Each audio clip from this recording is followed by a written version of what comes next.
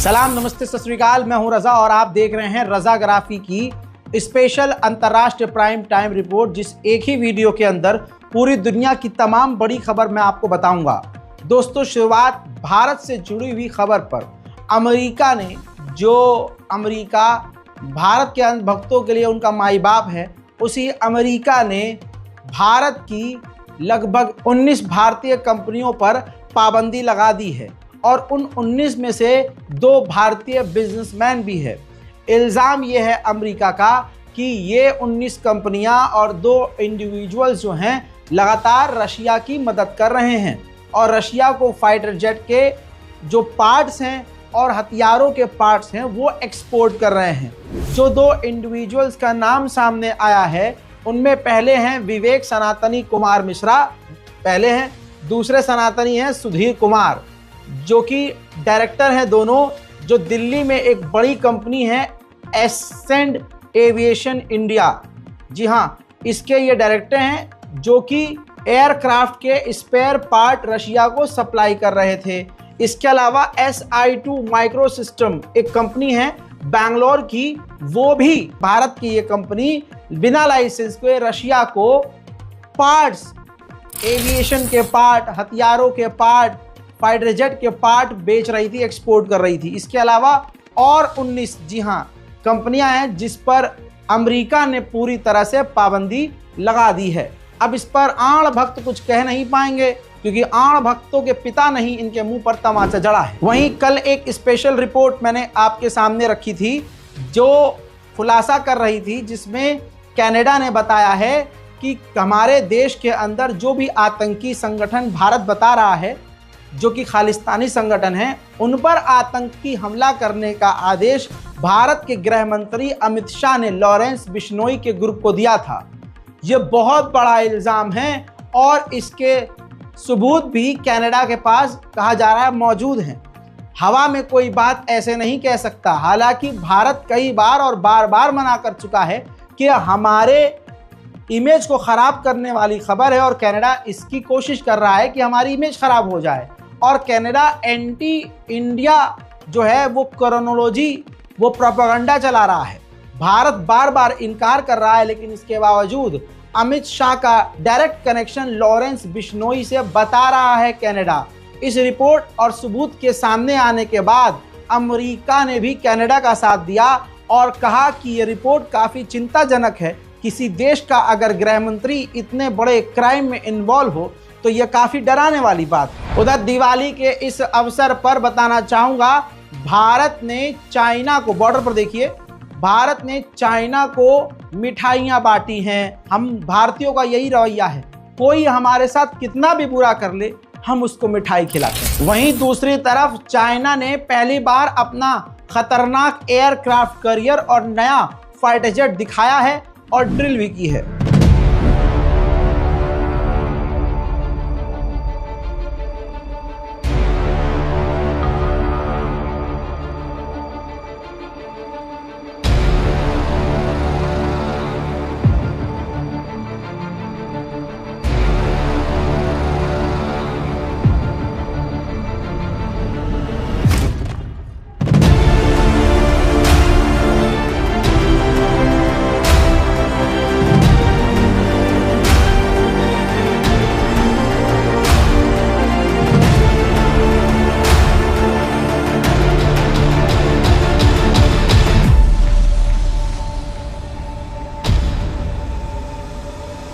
China बिल्कुल सही जवाब अमेरिका को दे रहा है। अब चाइना ने एक अमेरिकी ड्रोन कंपनी को बैन कर दिया है, ब्लॉक कर दिया है, ये कहते हुए कि अमेरिका की ये ड्रोन बनाने वाली कंपनी यूक्रेन को हथियार सौंप रही है। हजरात मोहतरम, टेस्ला का कितना भी शोर मचा लो, टेस्ला एलन मस्क कितना भी कर ले, एलन मस्क की क्रोनोलॉजी को समझ लीजिए। एलन मस्क ने वो प्लेटफॉर्म ही खरीद लिया जिस प्लेटफॉर्म पर चीज़ें ट्रेंड होती हैं। वाह, ट्विटर खरीद लिया और उसको एक्स बना दिया, अपनी कंपनी का नाम दे दिया। अब आपको बता दूं कि इतना प्रमोशन होने के बाद भी, टेस्ला करने के बाद भी, ये रिपोर्ट आपकी स्क्रीन पर है, चाइना की इलेक्ट्रॉनिक कार की कंपनी BYD ने टेस्ला के मुंह पर पहली बार तमाचा जड़कर टेस्ला को बिजनेस में फेल कर दिया है। $28.2 बिलियन पैसा कमाया है, वहीं जबकि टेस्ला का बिजनेस सिर्फ 25.2 बिलियन पर आकर बंद हो गया है। वहीं नेपाल के प्रधानमंत्री चीन के दौरे पर जाने वाले हैं। कहा जा रहा है कि नेपाल के प्रधानमंत्री बात करेंगे चाइना से, जो हमने आपसे लोन लिया है उसको चुकाने के लिए हमें और समय दे दीजिए। वहीं नॉर्थ कोरिया ने बड़ा खेल करके अमेरिका को पेशाब लगवा दिया है। नॉर्थ कोरिया ने अपने इतिहास, अपनी पूरी जिंदगी की सबसे खतरनाक ICBM और सबसे बड़ी मिसाइल, जो लगभग 20 से 25 मंजिल ऊंची है, इस मिसाइल का दाग कर सफल परीक्षण कर लिया है। और इस मिसाइल की ताकत यह है कि अमेरिका भी इसको रोक नहीं सकता और पूरे अमेरिका में ये अकेली मिसाइल तबाही मचा सकती है। अमेरिका और साउथ कोरिया इतने डर गए हैं इस मिसाइल से कि अब अमेरिका और साउथ कोरिया मिलकर नॉर्थ कोरिया के इस एक्शन के खिलाफ मीटिंग कर रहे हैं। पाकिस्तान को इंटरनेशनल बैंक से, वर्ल्ड बैंक से चाहिए था लोन, तो पाकिस्तान ने लोन अप्लाई किया तो वर्ल्ड बैंक ने कहा कि ऐसे नहीं देंगे हम लोन, आपको हमारी कुछ बातें माननी पड़ेंगी। उन बातों में, बहुत आसान करके बता रहा हूं, उन बातों में, उन शर्तों में यह था कि आप पाकिस्तान में महंगाई लेके आएंगे, टैक्स बढ़ाएंगे, जैसे मोबाइल, कार, बहुत सारी चीज़ें हैं जो आम लोगों के लिए भी चीज़ें ज़रूरी हैं, यहाँ तक कि दूध, तेल, चीनी, अंडा, हर चीज़ आप महंगी करेंगे, यानी आम लोगों की ज़िंदगी महंगी हो जाएगी।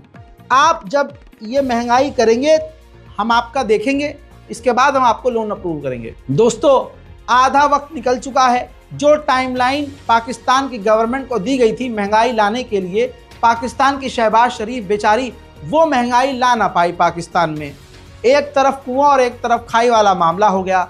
महंगाई करेगी तो जनता सरकार गिराएगी, और महंगाई नहीं करी, आखिरकार झटका IMF की तरफ से लग गया है। जो टाइमलाइन दिया गया था उस टाइमलाइन के मुताबिक IMF की तरफ से जो गाइडलाइन दी थी वो पूरी नहीं कर पाया है पाकिस्तान, जिसकी वजह से पाकिस्तान को IMF के द्वारा लोन मिलना और मुश्किल हो गया है। उधर तुर्की भी कुर्द के आगे नरम पड़ गया है और एक लंबे जंग के बाद अब वो कुर्द से बातचीत करके, डील करके इलाके में शांति लाने की कोशिश कर रहा है, और तुर्की का ये कदम अच्छा है। वहीं स्पेन का हाल मैंने आपको बताया था, बाढ़ खतरनाक आई है स्पेन में। स्पेन में अब तक 160 लोगों की मौत हो चुकी है। तबाही का मंजर छोटा सा जरूर दिखाऊंगा।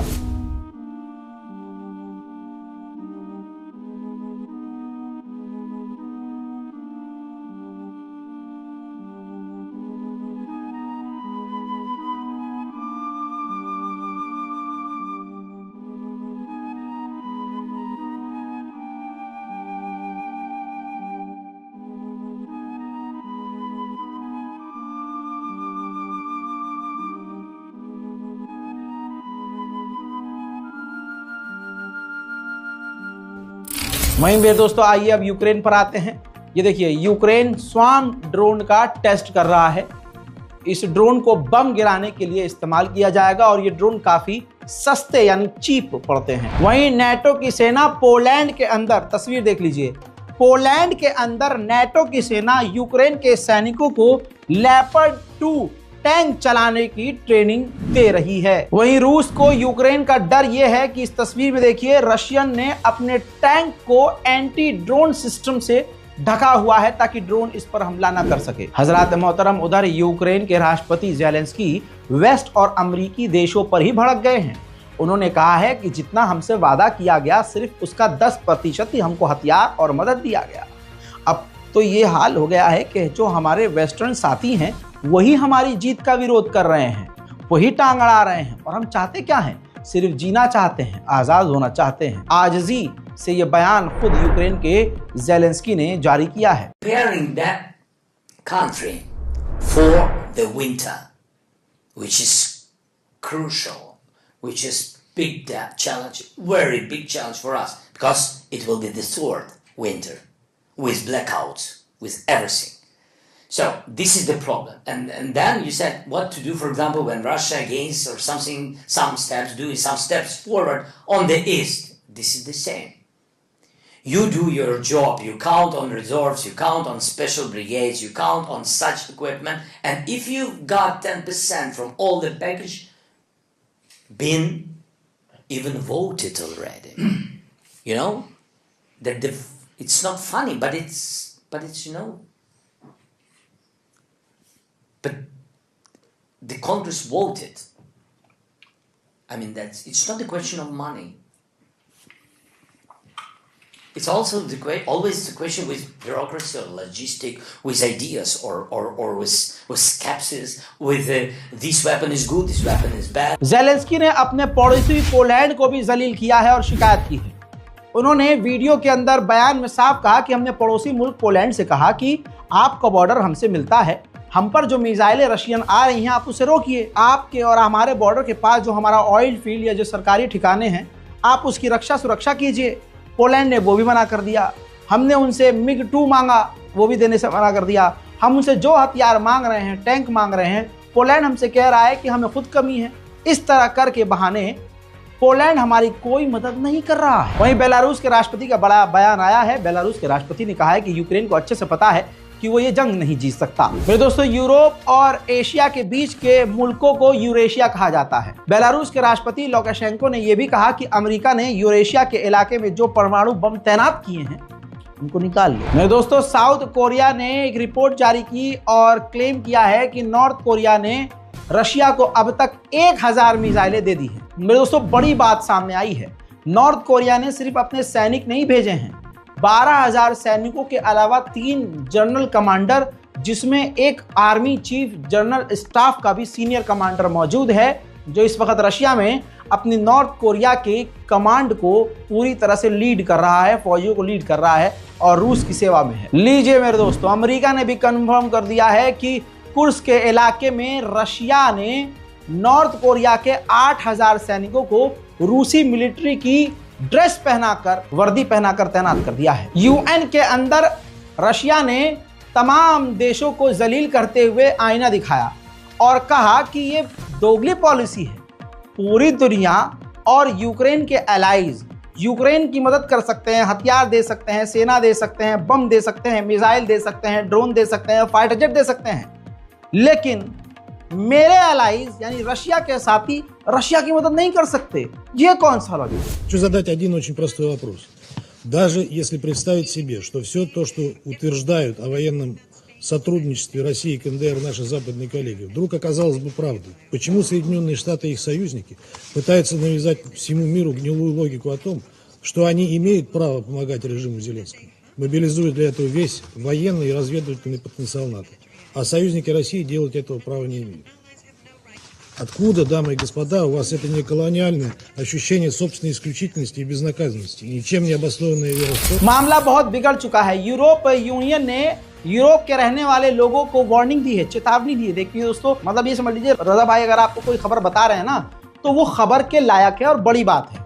सुनिए, अब यूरोप यूनियन ने अपने यूरोप के देशों से कहा है और लोगों से वार्निंग जारी करते हुए कहा है कि ज़्यादा से ज़्यादा अब खाना इकट्ठा कर लीजिए, स्टोर कर लीजिए, क्योंकि हो सकता है कि यूरोप के साथ इजराइल की जंग बढ़ जाए और जंग शुरू हो जाए। उधर रशिया को यूक्रेन में बड़ी कामयाबी इस महीने मिलती हुई नजर आ रही है।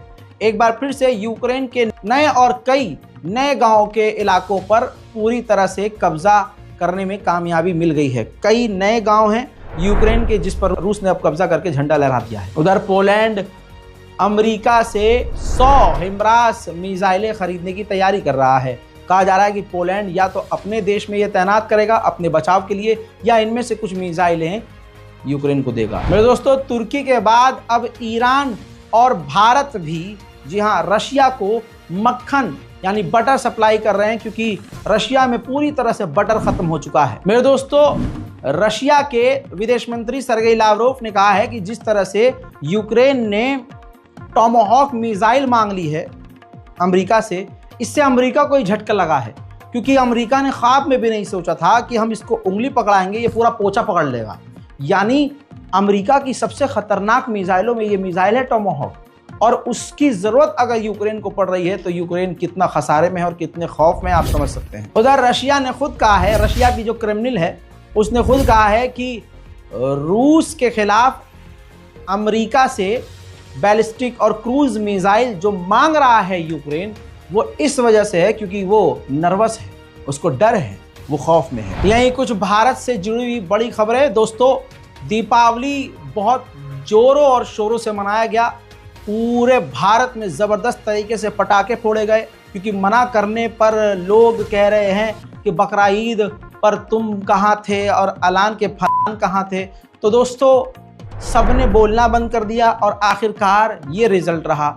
गुजरात में आप देख सकते हैं, अहमदाबाद, जहाँ बीजेपी के विधायक जैन ने इस आग जो पटाखों की वजह से लगी है, मिर्ज़ापुर कबाड़ी मार्केट में यह आग आप देख रहे हैं, 2 घंटे तक आग पर काबू पाने की कोशिश करती रही फायर ब्रिगेड की टीम। देर रात ये आग लगी है। दोस्तों, कितनी खतरनाक आग है। गुजरात मॉडल की पोल खुद जो बीजेपी के विधायक कौशिक जैन हैं, उन्होंने खुद बताया है। उनका बयान मैं आपको दिखाऊंगा, जिसमें वो खुद कह रहे हैं कि पटाखों की वजह से, दीपावली के पटाखों की वजह से ये आग लगी है। और यहाँ पर दरियागंज विधानसभा के विधायक हैं कौशिक जैन साहब। कौशिक साहब, क्या है, क्या आग की वजह क्या है, क्या पता चला है? कुछ पता चला है शुरुआत में आग की वजह क्या है? और दीपावली के हिसाब से हुआ है। अच्छा, पटाखे वगैरह। तो पिछले 1.5 घंटे से ज्यादा का वक्त हो चुका, लेकिन आग पर काबू नहीं पाया जा रहा है। पुलिस आ गई है, फायर ब्रिगेड आ गई है, सामाजिक कार्यकर्ता आ गए हैं, पूरी कोशिश में लगे हैं, जहमत चालू है। कितनी फायर ब्रिगेड की गाड़ियाँ कितनी आई है? कुछ 10 गाड़ी, टोटल 10 गाड़ी आई है, 2 अभी बाहर खड़ी है। हाँ, पब्लिक इसमें सहकार देगी तो काम जल्दी होगा।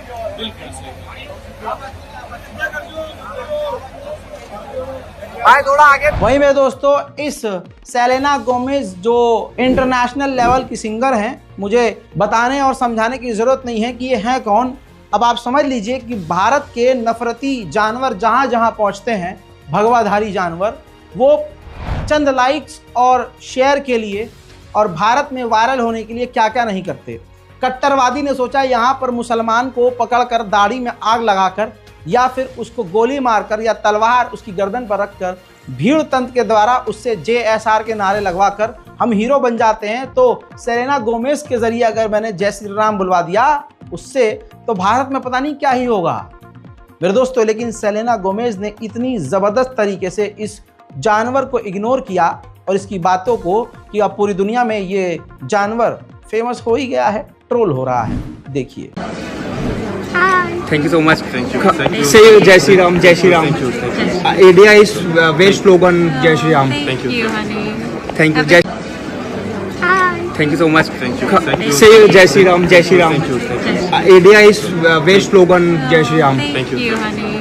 Thank you. Jai. वहीं मेरे दोस्तों, दैनिक भास्कर की स्पेशल रिपोर्ट के जरिए पता चला है कि जो अयोध्या में दीपक जलाए गए लाखों की तादाद में सिर्फ भरमबाजी के लिए, दोस्तों 28 लाख दिए जब बुझे तो गरीब लोग वहाँ तेल की बोतल लेकर पहुँच गए। गरीब महिलाएं गरीब बच्चों के साथ डिब्बे लेकर पहुंची महिलाएं और कहा कि 160 रुपए लीटर का तेल है, हम खरीद नहीं सकते, दिवाली क्या ही मनाएंगे। मेरे दोस्तों, यह भारत की तस्वीर है, लेकिन क्या ही कह सकते हैं। मेरे दोस्तों, RSS और बीजेपी ने इस देश का हाल क्या किया है, इस सीनियर अधिकारी से सुन लीजिए। पूरी प्रिंटेड डॉक्यूमेंट है आपके सामने, पढ़ लीजिएगा, स्क्रीनशॉट ले लीजिएगा। कैप्टन अजय यादव पूर्व मंत्री भी हैं। इन्होंने कहा कि RSS ने पहली बार मेरे घर पर दीपावली का कार्ड भिजवाया, जिसमें मर्यादा पुरुषोत्तम भगवान राम और माता लक्ष्मी के बारे में कुछ नहीं था, बल्कि उसमें धर्म के नाम पर भड़काने वाले एवं देश को बांटने वाली बातें लिखी थी। हिंदू धर्म के इतने बड़े त्योहार पर भी यह लोग अपनी हरकतों से बाज नहीं आते हैं। मुसलमानों को नीचा दिखाने के लिए RSS की टूल किट और हिंदुओं की टूल किट नफरतिया लगातार इस तरह के पोस्ट कर रही है। देखिए, Kretli.in नाम का ये आतंकी चैनल मुस्लिम महिला के साथ 3 मर्दों की एक AI फोटो जनरेटेड पोस्ट करता है और लिखता है AI is getting out of control. अब अगर इसको हम जवाब दे दें तो इनके पिछवाड़ों में आग लग जाएगी और इनकी धार्मिक भावनाएं आहत हो जाएंगी। लेकिन मेरे दोस्तों, आइए अगली तस्वीर में रियलिटी की दिखाता हूं। ये अगर AI है तो reality is getting out of control Munna. ये देखिए, सबको पता है, महाभारत के एपिसोड स्टार प्लस पे आप देख सकते हैं और महाभारत में एक कैरेक्टर आपको पता है, पांडव थे, 5 भाई थे और उनकी एक ही पत्नी थी। अब ये दोनों तस्वीर देखिए, एक आर्टिफिशियल इंटेलिजेंस से बनाई गई है और एक असलियत है, पांडव। बहरहाल इस तरह के जवाब अगर हम देने लगे तो इनके सारे छेद बंद हो जाएंगे। वहीं मेरे दोस्तों, मुंबई में अस्पताल के बाहर एक पागल जानवर को आपने सुना और देखा होगा, जो कि गरीबों को खाना बांटने के बहाने उनसे कह रहा है कि जय श्री राम के नारे लगाओ। ये वीडियो पर बहुत सारे भीड़ इकट्ठा हो चुकी है। सोशल मीडिया पर 2 ग्रुप बन चुका है। एक इस भीड़ को सपोर्ट कर रहा है कि भाई ठीक है, तो जो सनातनी होगा वो जय श्री राम का नारा लगाएगा और जो सनातनी नहीं होगा वो भूखा मरे साला। क्या जरूरत है खाना खाने की, बस अल्लाह अकबर बोलता रहे और भूखा रहे। ऐसी हैवानियत वाली भीड़ भी यहाँ मौजूद है। पहले इनके कैरेक्टर को देख लीजिए। क्या बोल रही है? खाना दूंगा तो जय श्री राम बोलने का दिल करेगा तो ना बोलूंगी। तो भागो इधर से, नहीं तो मारो। नहीं, जब वो बोल रहे हैं ना तो आप मत लो खाना। तो नहीं, फिर आपको जब नहीं बोलना है तो मत लो खाना। आपको जब नहीं बोलना है तो मत लो खाना। वो जय श्री राम बुलवा के खाना दे रहे हैं तो आपको नहीं बोलना है, आप मत लो खाना। जय श्री राम बोलना है, बोलना पड़ेगा। हट जाए थे। बोलो अंकल, बोलो, आप बोलो। आप बोल के दो। मेरे दोस्तों, ये सनातन धर्म है और आइए अब मैं इस्लाम धर्म दिखाता हूँ। इस्लाम में किसी को मदद करने के बाद ये नहीं कहा गया कि बोल अल्लाह अकबर। पूरे हिंदुस्तान में नहीं, पूरी दुनिया में आपको कोई ऐसा व्यक्ति नहीं मिलेगा जो मुसलमान हो और कहे गर्दन पकड़ के कि बोल अल्लाह अकबर, या मैं तेरी मदद तब करूंगा जब तू बोलेगा अल्लाह अकबर। उसी अस्पताल के बाहर इस्लाम के मानने वाले एक मुसलमान ने उस आड़ भक्त को, उस पागल बुड्ढे को मुंह तोड़ जवाब दिया है। उस पागल बुड्ढे के मुंह, दिमाग, आंख और टेढ़े होंठ साफ बता रहे थे कि ये जानवर है, हैवान बसा हुआ है इसके अंदर और इसके अंदर सिर्फ नफरत है। लेकिन उसको एक मुसलमान व्यक्ति ने ऐसा चुम्मेश्वरी जवाब दिया कि ऐलान किया, जो भी है आओ, खाओ और जाओ, नहीं है जरूरत तुम्हें अल्लाह अकबर के नारे लगाने की। यह है इस्लाम दोस्तों, इंसानियत सबसे ऊपर। अल्लाह अकबर बोलने की जरूरत नहीं है, भूख लगी है खाना खाओ। क्या नाम है तुम्हारा? शरण भाई। हाँ, बिंदास खाओ। क्या नाम है? हाँ सही है, ले जाओ। मेरे दोस्तों, अंतर्राष्ट्रीय प्राइम टाइम रिपोर्ट में नेशनल प्राइम टाइम का भी आपको आज तड़का मिला होगा। अगर आपको ये रिपोर्ट पसंद आई है तो रिपोर्ट को शेयर कीजिए, दुआओं में याद रखिए, हमारे चैनल को सब्सक्राइब कीजिए। मैं हूं रजा और आप देख रहे थे रजाग्राफी। जय हिंद।